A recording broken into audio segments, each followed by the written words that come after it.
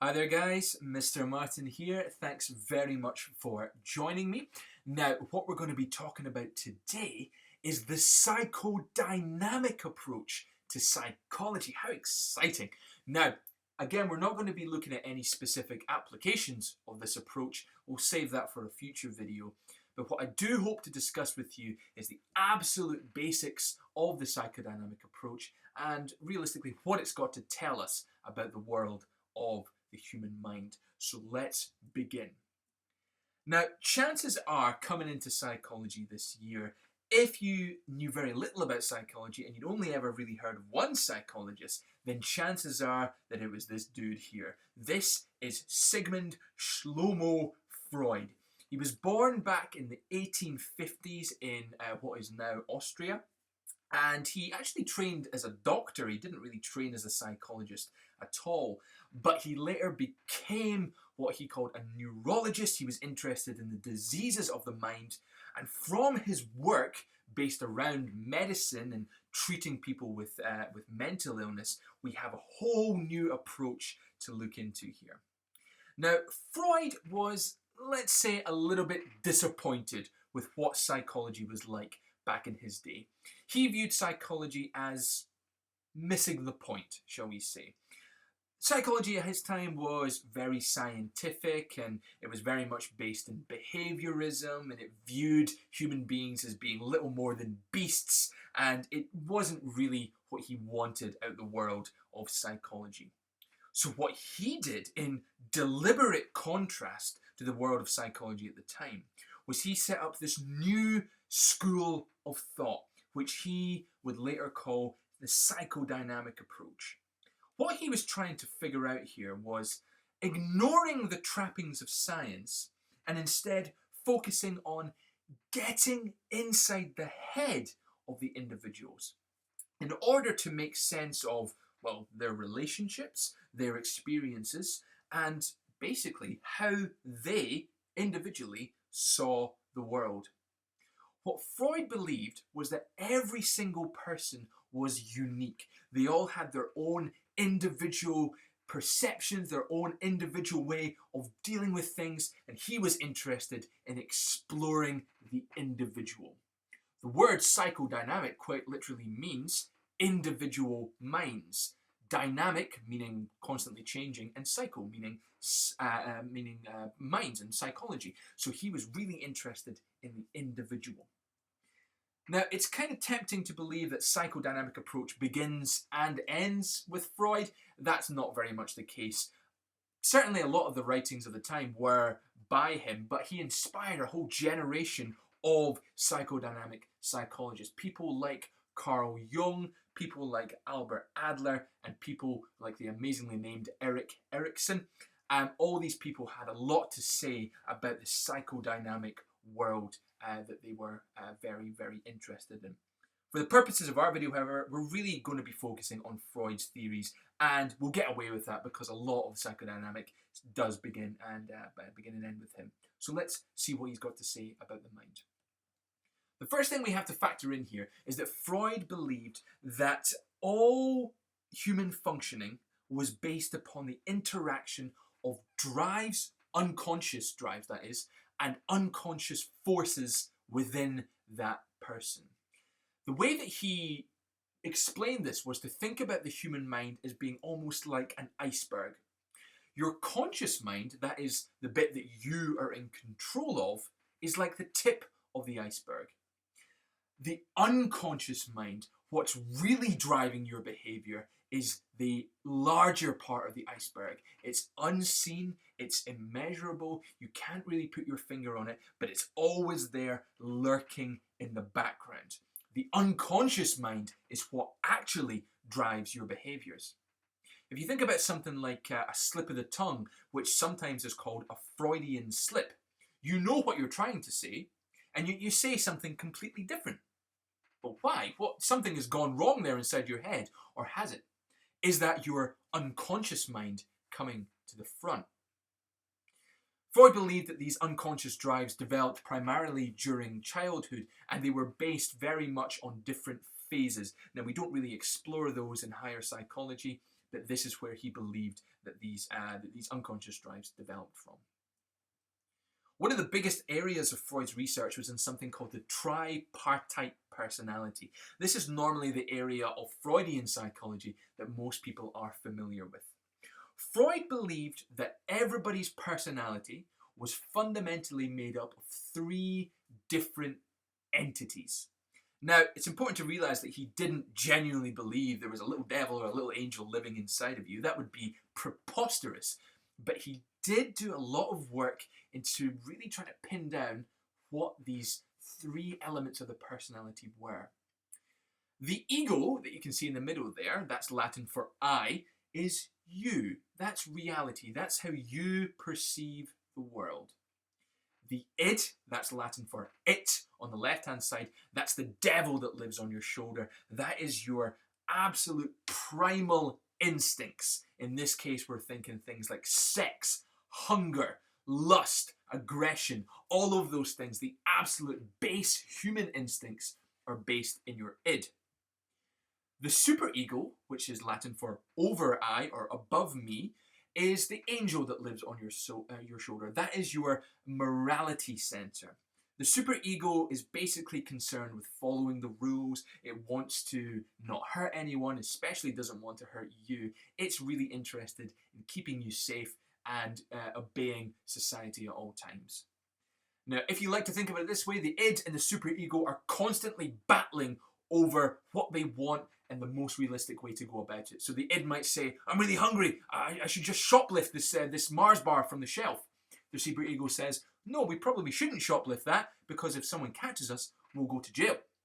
The ego in the middle, that's you, has to make a decision based on what your id wants and what your superego is telling you will happen if you follow it. Quite interesting. One of the biggest areas of Freud's research was in something that he called psychoanalysis. We'll come to know this nowadays as psychotherapy. Freud believed that all mental illness had an unconscious cause. And he didn't really believe in the prescription of, well, too much medicine. He didn't really believe in lobotomy or cutting into the brain to try and solve it. He believed in what he called talking cure. He believed in simply listening to the person, talking about their unconscious personality, talking about their relationship with their parents, with their brothers and sisters, the way that they viewed the world, and trying to work out their problems that way. Freud had a number of different patients over the years, and what is very interesting is he had a very, very high success rate. People came to him with genuine mental illness, things like hysteria, anxiety, they were foaming at the mouth, they were shaking, they had convulsions, and he managed to get them cured simply by talking to them. In terms of the strengths and weaknesses of this approach, the main thing that we focus on here is that the psychodynamic approach made the case study popular. Believe it or not, before this, psychology didn't really or wasn't really interested in people. It was interested in the science behind the human mind, sure, but it didn't really talk to people. It didn't really factor in to their own individual circumstances. Freud would be the first real person to think about where they came from, how they grew up. And that leads us on to our second point, is that Freud's psychodynamic approach emphasizes the importance of childhood. A huge amount of psychology nowadays tells us the importance of childhood and how certain mental illnesses begin in childhood, how certain trauma that you experience as a child can really impact you in later life. Freud was the first person to point that out to people, and the psychodynamic approach really emphasizes just how important your childhood is. Finally, and one of the most interesting things about this, is that psychoanalysis, the talking therapy, it works. For some reason, lying a person down on a couch and talking to them about their mental illness can actually cure them from it, which is absolutely unbelievable when you think about it, but it is very, very interesting nonetheless. So clearly there is some merit behind Freud's thoughts here. There are many more weaknesses than there are strengths to this approach, as I'm sure you'll know, but we'll go through them very quickly. First of all, the use of case studies. I mean, yeah, it made them popular, but a case study is subjective. We can't generalize anything from it. All we've really done is analyze one single person. Well, how does that relate to a person on the other side of the globe? How does that relate to the giant group of people that we're really interested in? The answer, it probably doesn't. Secondly, this is deliberately unscientific, but because it is unscientific, we can call that a huge weakness. Freud's thoughts, the psychodynamic approach, is nowhere near based in science. We can't test any of this. We can't have reliable studies. We can't control for variables. So really, what are we proving here? What are we proving beyond reasonable doubt? Not much of anything. Thirdly, we have a hugely biased sample that Freud is using here. Most of Freud's work is based on middle-aged women he found in Vienna. And the Viennese women will be very interesting, I'm sure they are. But what relevance has that got to the men of Vienna? What relevance has that got to the men of Greater Austria? What relevance has that got to the rest of the world? Again, probably not very much. Fourthly, and this is very, very interesting, but very, very frowned upon in psychology, Freud's model is unfalsifiable. We cannot prove it wrong. These are just thoughts when it comes down to it. They're Freud's thoughts, and they're very interesting thoughts nonetheless. But we can't say for sure that Freud's thoughts are wrong, and we can't say for sure that they're right. So can we really say anything at all about Freud's thoughts? Maybe not. Freud's thoughts are very much based in researcher bias, or they're susceptible to researcher bias, I should say. If we go back into Freud's own clinical work, and a great psychologist called Sullivan did this in the early 90s, there's a suggestion that Freud wasn't entirely honest about what he is finding here. There's a suggestion that sometimes he distorted his findings about his patients to make his theory work.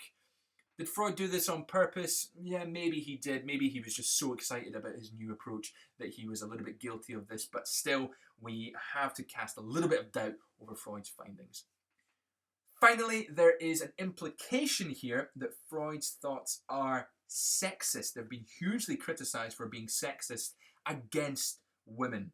So, for example, Freud believed that females had something called penis envy. He believed, now bear with me here, that females had an inherent jealousy of males because they had a penis, because males had a penis, I should say, and females did not. And this somehow made females more prone to jealousy, more prone to anger, more prone to various other emotions. He also thought that females tended to develop weaker superegos, which means that he thought they had weaker morality than males. And he also thought that females were much more prone to anxiety than males were. This is maybe why he spent most of his time working with women, because he believed them to be fickle, pretty much useless creatures. So, can we criticize Freud's thoughts for being sexist? Maybe, maybe not, but it's certainly some food for thought. So in conclusion then, guys, the psychodynamic approach is probably the most out there approach that we'll look at in psychology this year. The ideas of unconscious drives, of the tripartite personality, of all the different types of psychotherapy that we can use. Yes, they're very, very interesting to look at. And they do tell us quite a lot about the unconscious part of the human mind, which is a huge part nonetheless. Freud's thoughts also have a lot to say about things like sleep and dreams, things which aren't really examinable or measurable by the other approaches in psychology. However, because Freud's model is unscientific, because it's biased, because it's unfalsifiable, and because it might be sexist, then we can maybe take Freud's work with a little pinch of salt. Gut gemacht. Thanks very much for listening then, guys. Hopefully that's been a relatively brief but interesting point of view into the psychodynamic approach. Join me again for our next video, which will be the last in our series of looking at the approaches, where we'll be looking at the evolutionary approach to psychology. So until then, guys, thanks very much for listening, and we'll see you again later. Cheers!